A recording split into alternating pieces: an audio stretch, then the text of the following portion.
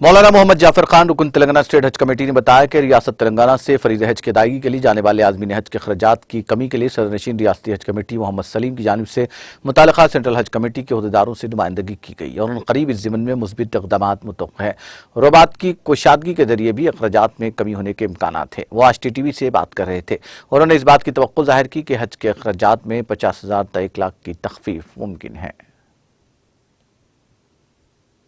ہاں صاحب، اس میں جو ہمارے جو چیئرمین حج کمیٹی جو ہے پرسوں میٹنگ میں نمائندگی کیے ہیں اور وہ بات رکھے ہیں کہ کم سے کم ہم کو کم کرنا بولے تو